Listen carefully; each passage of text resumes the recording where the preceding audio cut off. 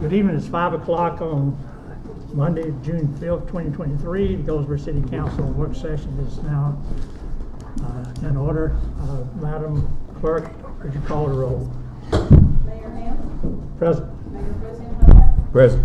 Councilmember Jones? Present. Councilman Broadway? Present. Councilwoman Nash? Present. Councilman Gabler? Present. Councilman Bass? Here. We're all here. Before I go to item number 2, if there's anyone here that's planning to speak tonight in the public hearing for any matter, for that matter, you do not need to sign in.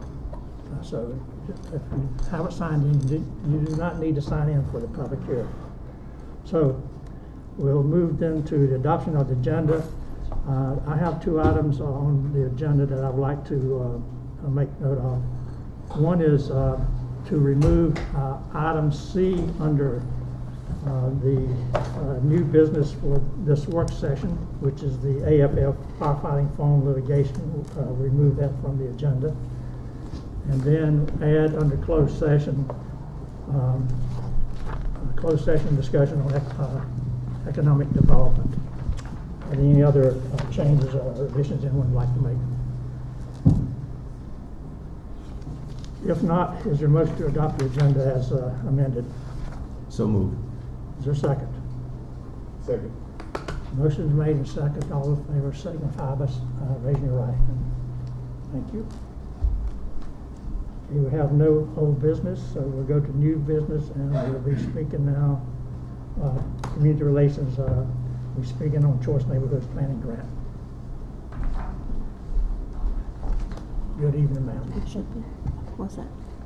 Good evening, Mayor and Council. I have before you the Choice Neighborhoods Planning Grant Community Engagement Event.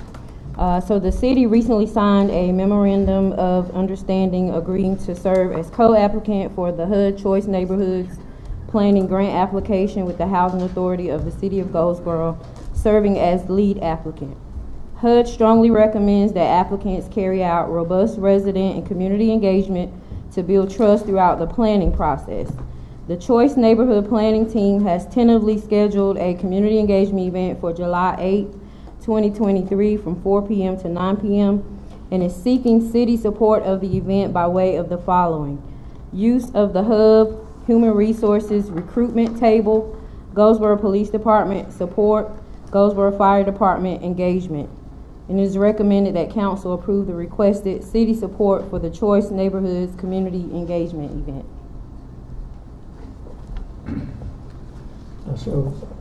Just for council's information, there have been numerous meetings with both HUD and others here in Goldsboro meeting on this Choice Neighborhood program. It's really off to a good start, thanks to members of our staff who are participating in it. And this is a big deal for Goldsboro. We're talking about $50 million possible renovation and new construction of the West Haven community. And I encourage you all to get more involved in knowledge about the program, because it's going to have a major impact here for our citizens. So, Yes, sir. And District 1 Representative Councilmember Jones is involved as well. yes, Just wanted to share that. yes, absolutely. So you need our motion to adopt. Yes, to approve the requested city support for the Choice Neighborhoods Community Engagement event on July 8th. Okay. Is there a motion to? The hub would be free of charge. Free, okay, yes, free of charge. Is there a motion to approve the request? Motion to approve is so stated. Is there a second? Second. Did you get the second, Madam Clerk? Yes, I did. Is there any discussion? If not, all in favor signify by raising your right hand. Thank you. Thank you. Okay, engineering is next on the agenda. The resurfacing project. Good evening, sir. Good evening, Mayor, City Council. Hope everybody had a good weekend. Before you for item B under new business is the bituminous concrete resurfacing project. So if you recall, for this year's budget, there is no concerted resurfacing project this year.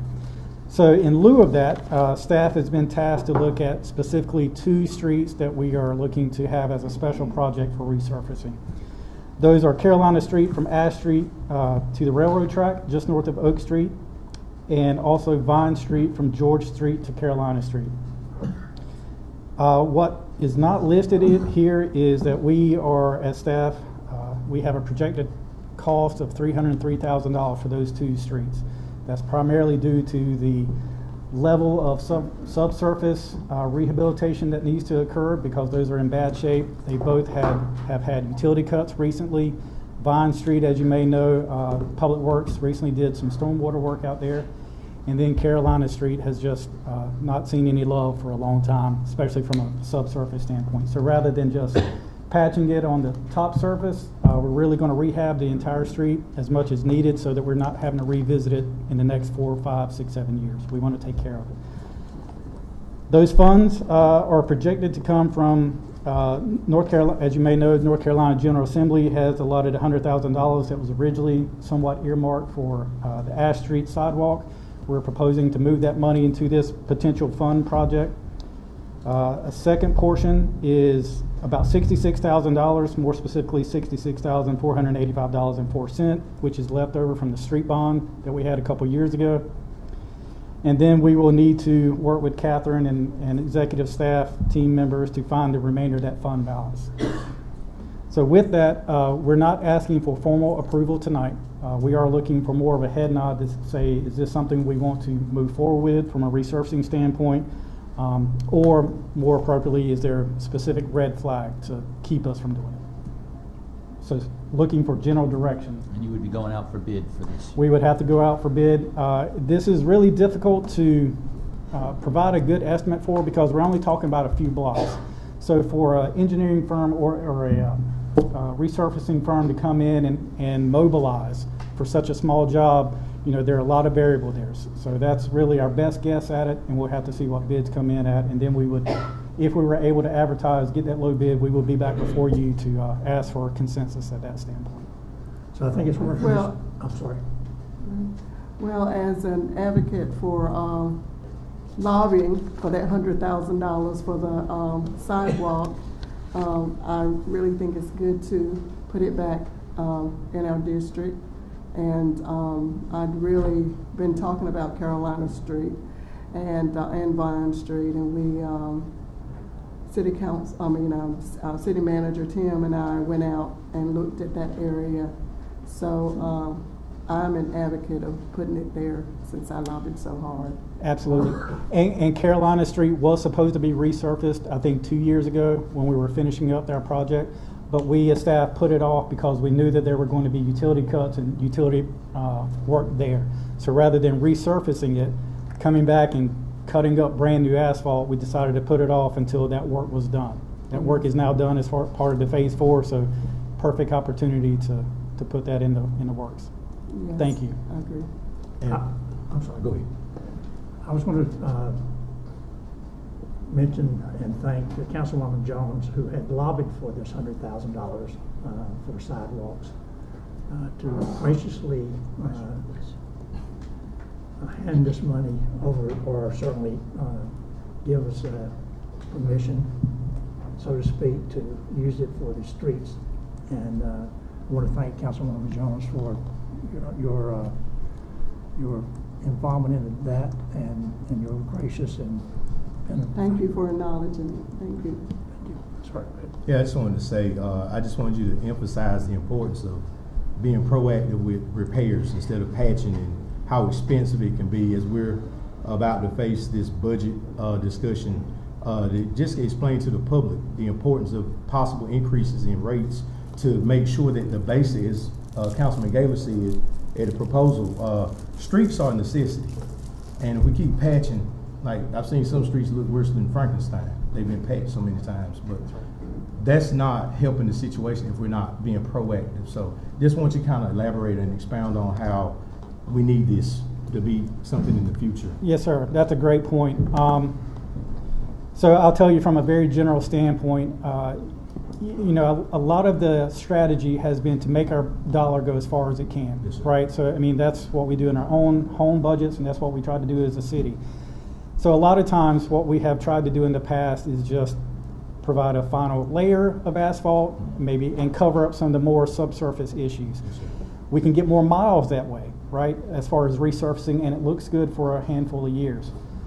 It's tougher for us to say, you know what, we're going to pave half those number of miles, but we're going to take care of the subsurface issues so that we're not continuing to revisit those again every 4, 5, 6, 7 years, right? Because once we touch it, I don't want the engineering department to have to touch it again, at least as far as I'm going to be here, right? So we want to take a more holistic approach, a more thorough approach, but we also recognize that that's going to be a larger bite of the budget than normally. So, and we won't get the same number of miles, but the idea is because we won't touch it again. Yes, sir. Thank you. Any other comments? Sure. If I may, just for the record and for kind of for history's sake, what happened with the sidewalk? Because y'all had conversations about where the best use of the money was. How did all of that play out? Choice neighborhoods happen. Okay, So if you get the choice neighborhood grant for 50 million, we have no idea what it's gonna look like out there. right. So why put $100,000 into a sidewalk that might lead to Right. nowhere? Okay. Don't know exactly what's gonna happen, but if you get that grant, it could fix the sidewalks. That's my thought. Okay. Well, that was our discussion. There's no need to put $100,000 on a sidewalk that you're gonna possibly tear up. Right. You know, so we wanted to find a good place, and I did lobby with Representative Bill, and so. So 2 blocks Let's- away, you got North mhm. Carolina Street Right. that needs it. And I'll give you a little bit of my Vine Street. own opinion for that. As far as Ash Street, I thought it was a great location. Engineering actually had plans to do that section of Ash Street and Alabama Street. And we had plans drawn up for that sidewalk and to relocate the bus stop along Alabama just so we can make room for it. It is a good spot for it. You've got a neighborhood on one side and you've got a store that is frequented by those folks a lot of times. And unfortunately, you've got a railroad track right in the middle of that. That's a problem. And I will say historically that the railroad folks are very resistant to allowing a sidewalk at grade at the railroad tracks. They prefer you to go above it or below it, and you know, financially that's just not feasible. And especially, I'm going to get in trouble for saying this in front of the railroad folks, but we're basically ignoring the fact that those people are going to use it regardless. I mean, they're going to use it. They're using it today. I drive down it all the time, and I've seen electric wheelchairs and everybody in the street. And that's a problem to me when we're not providing a safe access to our citizens. Don't we have the same problem at Spence Avenue too? Yes. Going to the Walmart? Yeah. It's the same It is. problem. Mhm. And from a providing sidewalk standpoint, we've tried to make a concerted effort, both us and planning have a prioritized list of what we can tackle. And again, you've heard this many times before, and we all know that there are a lot of competing priorities in the city, but sidewalk is one of them. And unfortunately, that's one that gets left behind a lot of times, or at least it has historically.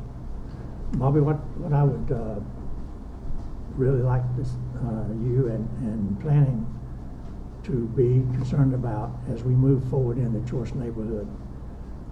We don't know what the final footprint of the choice neighborhood is going to be, but we do know that if it's in that general area, there's going to be trucks, construction trucks on that area.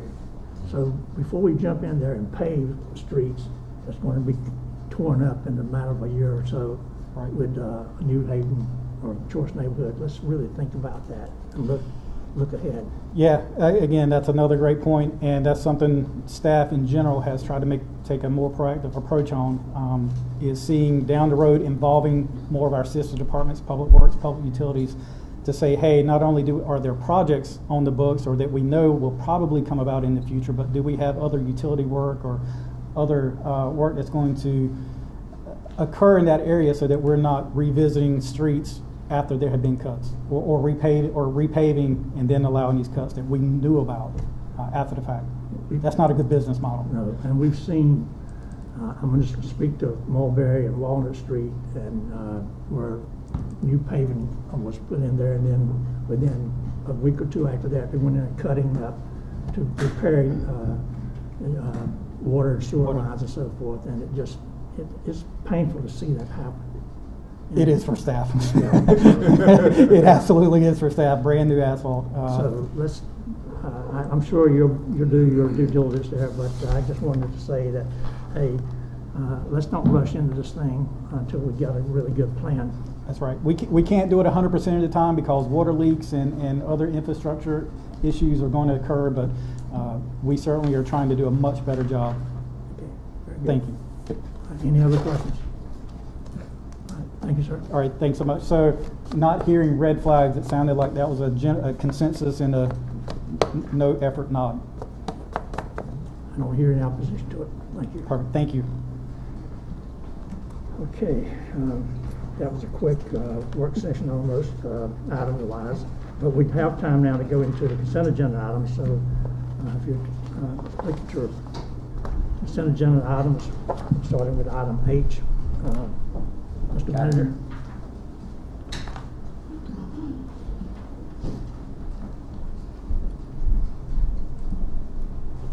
Hello, Ms. Good Catherine. evening, Mayor and Council. It's good to see y'all. Good evening. Are you rested?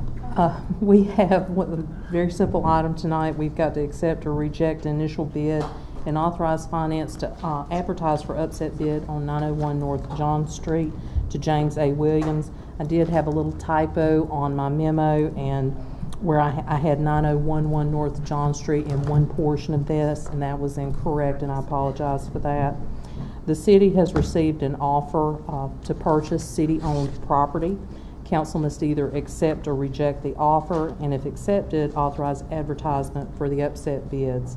We have an offer from James A. Williams on 901 North John Street. The offer is $415. The bid deposit is $20.75.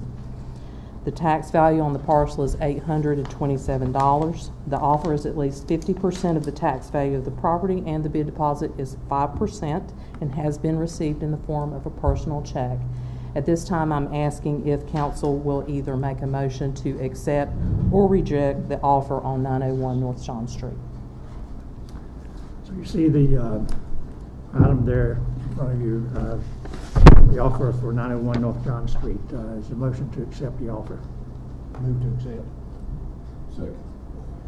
Any discussion? All in favor signify by raising your right hand. Okay. Thank you. Chief West. Sprinkler Fund Days.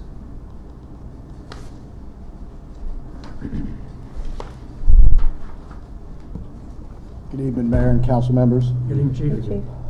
Item I on the consent agenda is for the Sprinkler Fun Days temporary street closure. The City of Goldsboro's Downtown Development Department, in partnership with the Goldsboro Fire Department, will host their 13th annual Sprinkler Fun Days event series, providing supervised summer splash fun for all ages.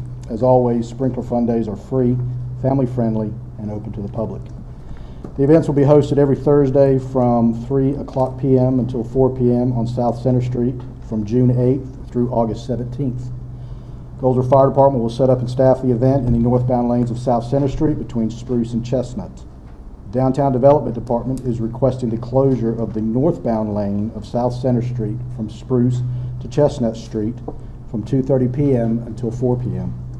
As with all downtown events, affected city departments will be contacted and the following concerns are to be addressed. All intersections remain open for the police department traffic control. A 14-foot fire lane is to be maintained and provide access for fire and emergency vehicles. All activities, changes to plans, etc. will be coordinated with the police department, and the police and fire departments are to be involved in the logistical aspects of the events. It's recommended by motion grant the requested temporary closing of the northbound lane of South Center Street from Spruce to Chestnut Streets as stated above. Any questions? So just for clarification, it will be in the street, not in the hub. Correct. Okay. Any questions? All right, thanks, sir. Okay. Next is item J, and that is going to be the Community Day temporary street closure. The Have Faith Ministries is hosting a community day that will include free food, prayer, worship, live band, and community resources. The event will be located at 910 North John Street from 12 p.m. until 7 p.m. Have Faith Ministries is requesting the street closure of Basil Street between Greenleaf Street and North John Street, and North John Street between Swan Street and Basil Street. The police, downtown Goldsboro, Public Works, and Park and Recreations have been notified of this request. As with all downtown events, affected city departments will be contacted and the following concerns are to be addressed. All intersections remain open for police department traffic control. A 14-foot fire lane is to be maintained and provide access for fire and emergency vehicles. All activities, changes in plans, etc. will be coordinated with the police department. The police and fire departments are to be involved in the logistical aspects of the event. Certificate of insurance meeting city requirements will be provided in the advance of the event to the city finance director and city manager. It is recommended that the council approve the requested temporary street closure of the sections of Basil and North John Streets as stated above for the Community Day event on Saturday, July 1st, 2023 from 10 a.m. until 7 p.m. Are there any questions? Any questions? Thank you, Chief. I'll cover the next item, Defense Communities Infrastructure Program Grant, or DSIP. DSIP is designed to address deficiencies in the community infrastructure supportive of a military installation in order to enhance military value, installation resilience, and military quality of life. DSIP is a competitive grant program administered by the Department of Defense Office of Local Defense Community Cooperation. Congress has provided an FY23 DSIP program for $100 million, the highest funding yet for the program. The city has worked closely with Seymour Johnson Air Force Base to apply for the grant for the water reclamation facility ultraviolet light disinfection system in the amount of $1.9 million. There is no city matching fund requirement. It's recommended the City Council adopt a resolution authorizing the city manager to sign the grant application. Any questions? Any discussion? Any questions? Okay. Next. Okay, the next item, repairing Goldsboro Event Center, Parks and Rec. Director Brown. Good evening, ma'am. Good evening, good evening. Good evening. Hope everyone's doing well today. Thank you. I am before you this evening to discuss repairing the Goldsboro Event Center. The former Goldsboro Country Club on Slocum Street was renovated and renamed via council's approval the Goldsboro Event Center. Even with the renovations that were done a few years ago, we now have some plumbing repairs that's in the amount of approximately $47,000 that need to be done. Parks and Recreation, for our FY23 budget, we were budgeted $70,000 to replaster Mini Wheel Pool. These funds have not been used yet at this point. So staff recommend completing a funds transfer and using $47,000 of the $70,000 that we've already budgeted to complete the plumbing repairs at the Goldsboro Event Center. Now, money is not budgeted in the FY24 recommended budget to replaster Mini Wheel Pool. So because of that, I'll probably be back before you all in approximately 5 months asking for an appropriation for that money to replaster the pool.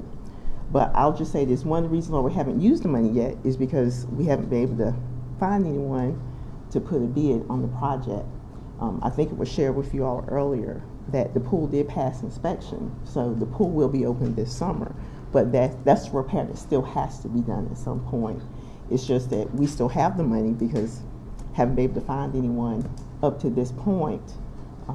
And we're hopeful that we'll be able to find someone, for the next couple of months, because we're still making calls, trying to find businesses to give us a price on what it would cost to do it. But that's why we haven't used the money.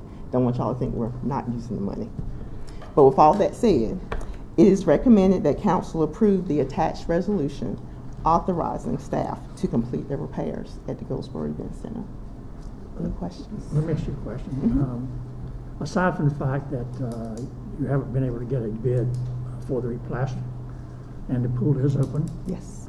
So what was the purpose of replastering in the first place? The purpose of replastering is it helps to hold the pool itself together, because this pool, along for other pools, built in the late 1950s.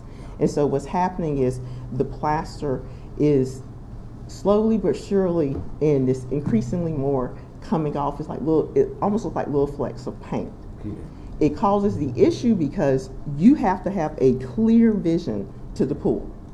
And that was one of the reasons where we're not for sure if it's going to pass inspection, if enough of those for lack of a better word, little bits of paint fall off where the water is too cloudy, because staff are constantly having to suck that up out. And then just like in your house, if enough paint peels off the wall, you're not going to have a wall that's painted.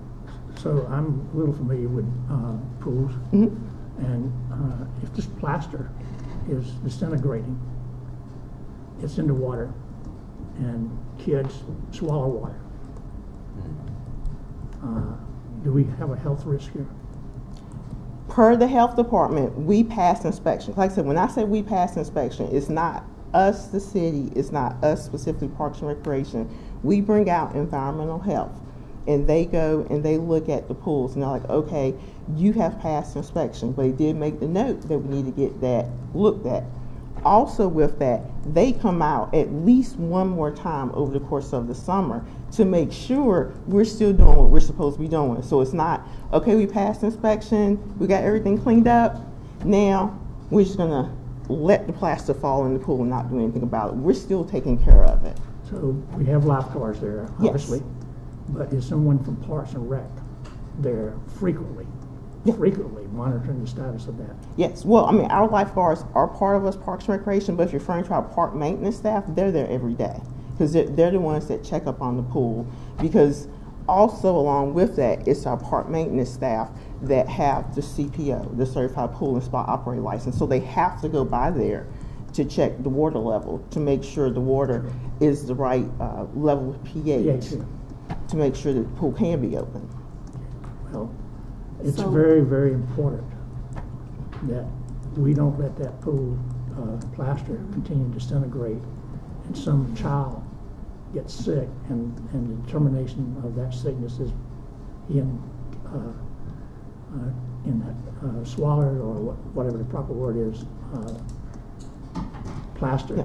Oh, we are in complete agreement with that. That's why I say I wanted to stress that it wasn't that we were delaying repairing the pool. It's just that we have not been able to find anyone up to this point. We've called locally, we've extended to, 1 or 2 counties over. We've contacted companies that other Parks and Recreation departments have recommended that's out west, and we may have a potential quote coming in, but even that person said, I won't be able to do anything probably for at least a couple of months because we are in pool season. Sure. But going back to, thankfully, we did pass inspection, but just like how Bobby was saying, we're trying to be proactive.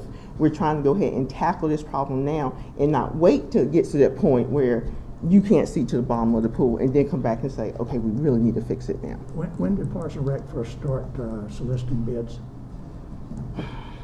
I think it was January or February when we were trying to call around to see if we get That's a good quotes, answer. and then Not May. right. Oh no.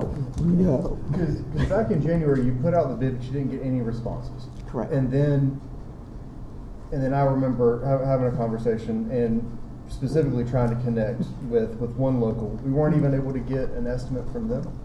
No. And again, I don't know if it's the project's too small or they're just that busy, but my staff have reached out. They have documentation where they've called, left messages, and people have not been calling us back. And we'll reach out to them again. It's like, hey, when you get a chance, can you come by? I mean, even with the one that we may get here real soon, that was a couple of phone calls. Right. And then when they did call us back, they're like, we can come look, but it's going to be probably at least a couple of months, which for us, we're still in pool season, so we're trying to wait and look at trying to get it done in September anyway. Have you gotten all the lifeguards you need? We still have it advertised because for me, we can never have enough lifeguards. Okay, I Yeah, I would like to have 30 plus lifeguards on staff. We do not have that, but we will have enough lifeguards to have both pools open, our normal pool schedule for the summer. Right. Because we have enough people that we've hired that's either currently certified or they're finishing their certification this week, that we're going to have a proper amount of guard to staff the pool. But I always look at, what if somebody wants to go on vacation? What if a couple of lifeguards get sick? I always like to have more than what we need for the pools. Good. I'm glad. We were worried about that. Yes. Any other questions? Okay, thank you, All ma'am. right, thank y'all. All right, contract extension for Goldsboro Wayne Transportation Authority Marketing and Public Relations Services. Interim Director Austin Brink. Good evening. Yes, good evening, Mayor. So this contract initially began back in 2019 between GWTA and QCA, Quest Corporation of America. That contract was for a 3-year period and it allowed for 2 one-year extensions. This would be the final extension under that contract. The types of services that Quest provides to GWTA in this contract includes marketing, public relations, data collection, and planning work. These funds are allocated to the Goldsboro MPO. These funds come from NCDOT, but these are 5303 funds, which are the federal funds. These are reimbursable up to, it's a 80-10-10 split, so it's 80% federal with a 10% MPO match, 10% state match. The MPO for FY24 was allocated $60,080 for the 5303 funds. This contract would only require $50,190. The Goldsboro MPO TAC has recommended that this contract be extended and approved, as well as the GWTA Board of Directors has also voiced their approval of extending this contract. And so, as stated, this would be the last year of that extension of that contract for these services. So, if there's any questions. Any questions?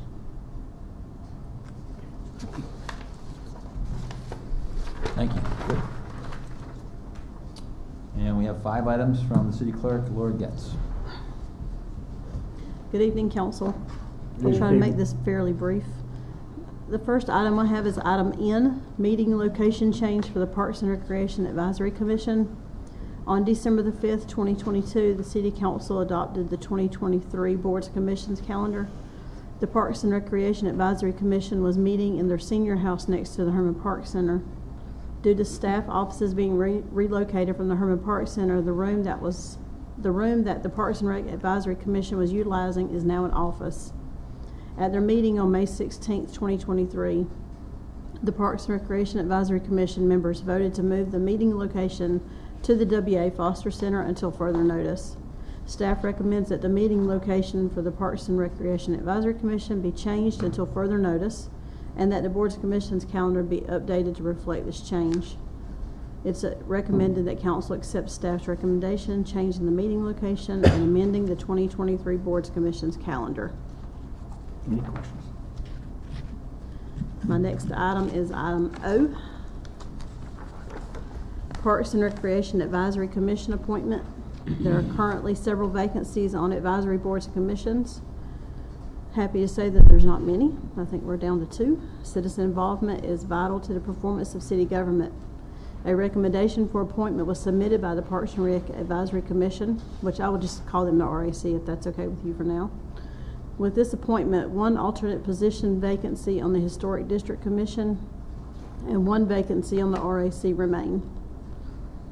It's also customary for the city of Goldsboro to express its appreciation by resolution to those members whose terms have expired, who have moved, or have resigned.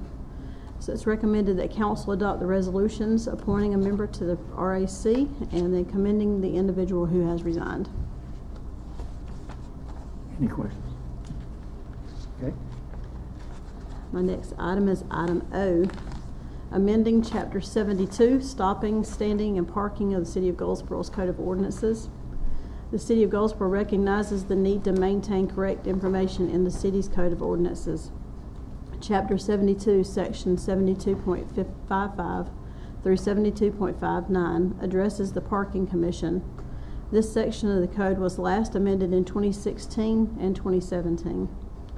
After a review of sections 72.55 through 72.59, several administrative changes are needed, including changing the name from the Parking Commission to the Parking Committee, changing the members included on the committee, and changing the occurrence of the meetings. By motion, adopt the ordinance amending Chapter 72, stopping, standing, and parking of the City of Goldsboro. Is that our recommendation? Okay, you got that ordinance change, and the changes are in red. Any questions? Laura, I want to make sure, I think you said item O should have B. I want to make sure, I think I heard you say item O. That was item P. Yes, that was item B, right? Yes, sir. But I think you said item O when you started out. Okay. I have several. So I had M, N, O, P, Q, and R. I was thinking you could, when you could start reading this, you said item O. Okay. Might be my hearing. Okay. Sorry about that. Any questions on that item? We're good. Okay, my next item is item Q, amending Chapter 75, parking schedules of the City of Goldsboro's Code of Ordinances. The Downtown Development Department completed a review of the parking situation in downtown Goldsboro. Meetings to discuss the parking situation in downtown were held to seek public input. The City of Goldsboro recognizes the need to maintain correct descriptions of the city's parking schedule. This section of the code was last amended in 2018. After a review of downtown parking concerns, the Downtown Development Department presented options to council for parking management to include adding 2-hour parking on Monday through Saturday from 8:30 a.m. to 5:30 p.m. on the following streets: Center Street from Ash Street to Chestnut Street, Mulberry Street from John Street to James Street, and Walnut Street from John Street to James Street. Council approved the implementation of the 2-hour parking at their meeting on May the 1st, 2023. It is recommended that council adopt the attached ordinance amending Chapter 75 parking schedules, Section 75.01 of the city's Code of Ordinances. Is there any questions to the recommended changes to Chapter 75 of the parking schedules? Thank you, ma'am. I think my last item is item R, amending Chapter 113, peddlers and itinerant merchants of the city's Code of Ordinances. The City of Goldsboro recognizes the need to maintain correct information in the code.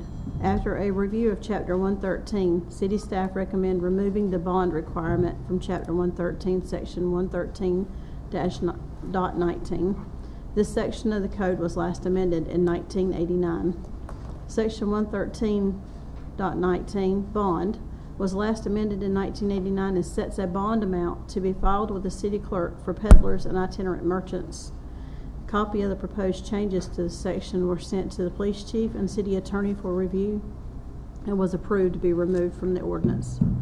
It is recommended that council adopt the attached ordinance amending Chapter 113, peddlers and itinerant merchants from the Code of Ordinances. Any questions? If not, that completes the consent agenda items. It's 5:38. Is there any other business that we need to? Closed session, sir. Okay. We can go into closed session. We do have a closed session item that we'll go into this time. If the ladies and gentlemen in the chamber, if you will step outside so we can complete the closed session. Ask for I'll wait till for clear before I ask for the motion.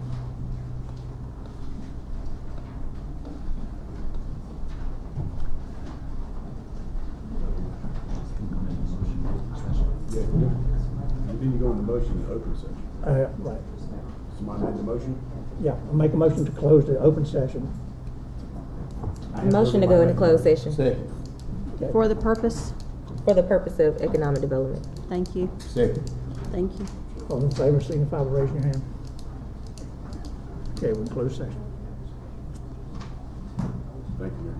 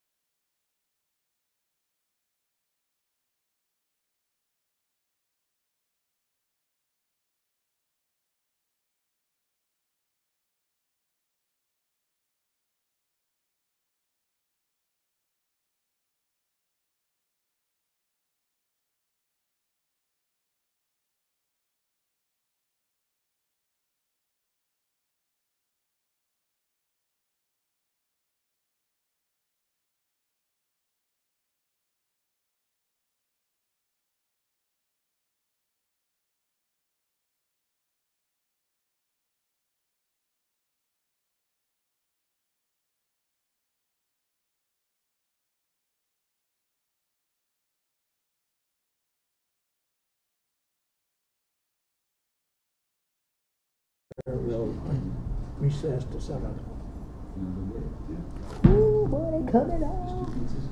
They cut it out. Is there any further business for this session here? If not, we recess until 7 o'clock.